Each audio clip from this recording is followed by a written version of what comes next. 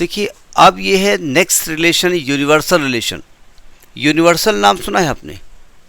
नहीं, universal book depot की बात नहीं कर रहा हूँ।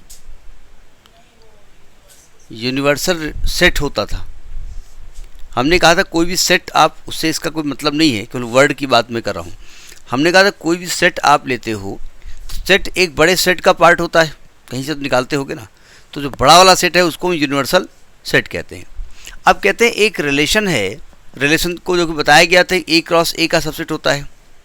अगर कोई रिलेशन किसी सेट ए पर डिफाइंड है तो उस रिलेशन को हम यूनिवर्सल रिलेशन कहते हैं if every element of A is related to all the elements of all other elements of A, या all the elements of A, यानी ए का हर एक एलिमेंट हर दूसरे एलिमेंट के साथ एक रिलेशन रखता हो।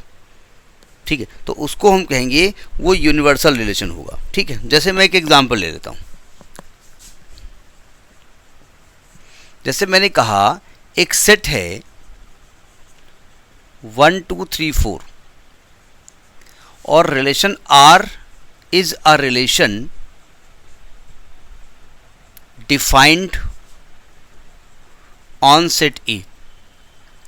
हम जब डिफाइंड ऑन सेट ए बोलते हैं तो हम क्या बोलते हैं कि वो जो रिलेशन है वो ए क्रॉस ए का सबसेट होगा, यानी ए के एलिमेंट आपस में रिलेट करेंगे। ठीक है, अगर हम ये कह दें कि R एक ऐसा रिलेशन है a comma B such that mod a minus B is greater or equal to 0 for all A B belongs to A, ऐसा हम बोल दें तो ज़रा बताइए क्या ये यूनिवर्सल रिलेशन दिख रहा है कि नहीं है?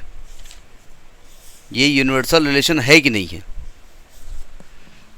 भाई आपको रिलेशन निकालने के लिए क्या करना पड़ेगा? ए क्रॉस ए निकालना पड़ेगा। ए क्रॉस ए में कितने एलिमेंट होंगे? देखने से क्या लग रहा है? ए क्रॉस ए में कितने एलिमेंट होंगे? ए है 16 होंगे, तो हम 16 लिखें? नहीं लिखेंगे। चाहे हमने हमारे मन में लिख दिया 1 1 1 2 1 3 1 4। ठीक है, हर एक ऑर्डर पेयर को उठाइए, जितने भी ऑर्डर पेयर बन रहे हैं 1 1 1 2 1 3 1 4 2 1 सबको उठाइए और उनके नंबर्स का डिफरेंस निकालिए। तो डिफरेंस का मॉड निकालिए तो वो हमेशा 0 0 से बड़ा होगा। भाई 0 कब होगा? जब 1 1 होगा, 2 2 होगा, 3 3 होगा, 4 4 होगा। और कोई दूसरे एलिमेंट होंगे 1 2 1 3 1 4, तो डिफरेंस हमेशा अगर उसका मॉड लिखेंगे 0 से बड़ा होगा। तो क्या हर एक ऑर्डर पेयर इस कंडीशन को सेटिस्फाई कर रहा है? नहीं कर रहा है। तो अगर हर एक ऑर्डर पेयर सेटिस्फाई कर रहा है तो रिलेशन क्या कहलाता है? Universal relation. ठीक है, जैसे मान लीजिए मदर टेरेसा, वो सभी पूरा वर्ड मदर टेरेसा कहता था। बाद में कुछ विशेष धर्म के जो लोग थे वो चूँकि उनको विरोध करना था इसलिए मदर टेरेसा का विरोध करते थे।